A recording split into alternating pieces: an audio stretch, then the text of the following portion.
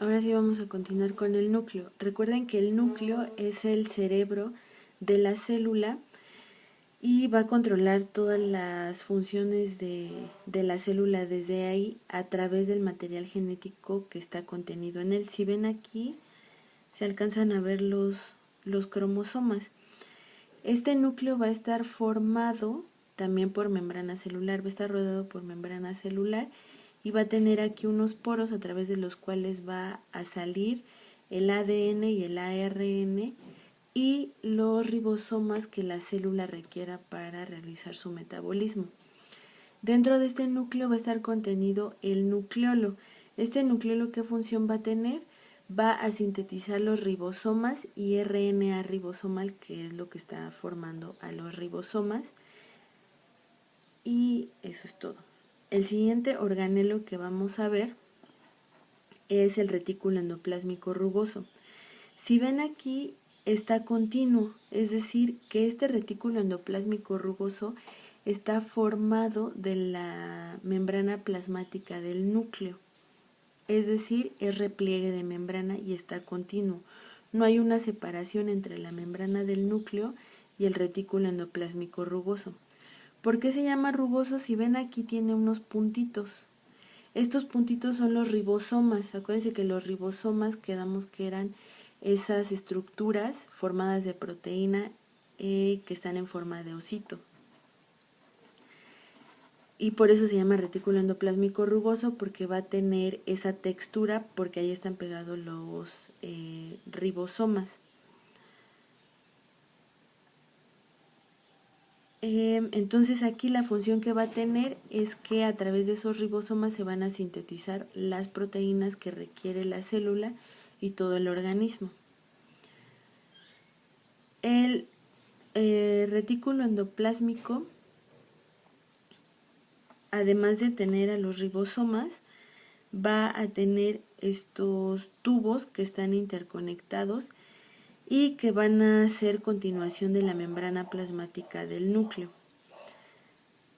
Ahora vamos a tener dos tipos de retículo endoplásmico. Ya vimos el rugoso y después va a estar el retículo endoplásmico liso. Liso porque no va a tener ribosomas y en este retículo endoplásmico liso se va a llevar a cabo la síntesis de lípidos. Recuerden que los lípidos son una biomolécula y como vimos en el esquema anterior, inmediatamente después del retículo endoplásmico rugoso va a estar el liso. Esto quiere decir que no hay una separación y todo va a ser repliegue de membrana del núcleo. La única diferencia es que aquí en el rugoso vamos a tener a los ribosomas y va a tener esta textura, y el liso no tiene ribosomas, por eso es que tiene una, se puede visualizar liso. Después del retículo endoplásmico liso, vamos a tener aquí, se ven chiquito, a otro organelo que se llama aparato de Golgi. Este aparato de Golgi también va a ser repliegue de membrana, todo producto de la membrana plasmática del núcleo. Entonces, como dice aquí, está derivado del retículo endoplásmico liso y la función que va a tener este organelo va a ser que aquí se van a modificar todas las biomoléculas que se sintetizan en el retículo endoplásmico liso, es decir, las proteínas y los lípidos que se sintetizan en el retículo endoplásmico liso. ¿Qué va a hacer? Pues van a modificarse de acuerdo con lo que la célula necesita y una vez que se modificaron, se van a transportar en estas vesículas. Es decir, la molécula se va a envolver y se van a liberar en el citoplasma envueltas en esta membrana celular. Ahora vamos a ver este organelo que está exclusivamente en las células vegetales y se llaman vacuolas. ¿Qué característica tienen estas vacuolas? Que van a estar llenas solo de agua con nutrientes. ¿Y qué función van a tener? Van a mantener el equilibrio de agua en la célula y le van a dar forma y también van a almacenar sustancias tóxicas que no le funcionan a la célula y que las va a retener ahí nada más estáticas para que no se dispersen en toda la célula. Además, aquí podemos ver que le va a dar forma dependiendo de la cantidad de agua que la célula obtenga del medio. Como ustedes vieron en sus cultivos, en las semillas que empezaron a germinar, cuando no tenían agua, la célula se marchitaba, ¿no? Como solemos decir, se marchita porque estas vacuolas están vacías y la célula pierde su rigidez. Y cuando está bien hidratada podemos ver que estas vacuolas se llenan y por lo tanto la célula tiene una consistencia o se puede ver rígida. El siguiente organelo que vamos a ver son las mitocondrias. Las mitocondrias las vamos a encontrar tanto en las células eucariontes como en las células procariontes. Este organelo también va a estar rodeado de membrana plasmática. Como ven aquí tiene una membrana interna que es repliegue de membrana. Como aquí lo estamos viendo, son membranas replegadas y una membrana externa que va a recubrir a esos repliegues de membrana. ¿Qué función va a tener la mitocondria en ambos tipos de células, en la vegetal y en la animal? Es que va a tomar a las moléculas de glucosa, que son lo que nos comemos en las papas, en el pan, en la fruta. Recuerden que todos esos carbohidratos que nos comemos en los alimentos van a ser fuente de energía. Y lo que va a hacer la mitocondria es tomar esos carbohidratos y transformarlos en energía para que podamos mantener todas nuestras funciones fisiológicas. Esta mitocondria va a tener su propio ADN, su propio material genético y sus propios ribosomas para sintetizar sus propias proteínas. El siguiente organelo que vamos a ver son los cloroplastos y estos están exclusivamente en las células vegetales. Estos organelos también van a tener una membrana externa y el repliegue de membrana interno va a estar conformado por tilacoides que son estos disquitos individuales que se ven aquí, y cuando estos tilacoides están así en una columna se le va a llamar granum.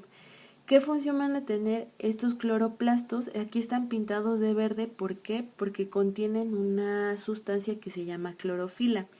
La clorofila va a ser una molécula que va a captar la energía solar y esta energía solar la va a transformar en energía química y finalmente en energía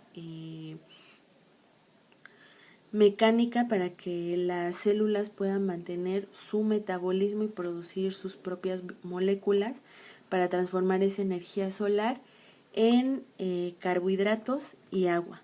Y para realizar la fotosíntesis, que recuerden que es el intercambio de dióxido de carbono a oxígeno. Ahora vamos a ver el citoesqueleto. Esto es como si le hiciéramos un corte a la célula. Vamos a ver aquí, como les había comentado, un pequeño esqueleto, como el esqueleto de los humanos, y esto le va a dar soporte a la célula. Y va a ser tal cual una tubería. Por eso el citoesqueleto se le llama a esta estructura que los está formando microtúbulos, es decir, pequeños tubos que le van a dar soporte a la célula. ¿Qué función van a tener? Como aquí ven, ese citoesqueleto está manteniendo a la mitocondria, va a mantener también al citoplasma para que no estén moviéndose, porque recuerden que el citoplasma es un medio acuoso. Entonces, si no tuviéramos este citoesqueleto que le va a dar forma y sostén a la célula, los organelos estarían flotando y no habría un orden dentro de la célula. ¿De qué están formados estos microtúbulos? De proteínas. Entonces le va a dar forma a las células, va a permitir el transporte de sustancias y de los organelos y le va a dar movimiento también a esos organelos, a todos los que ya revisamos.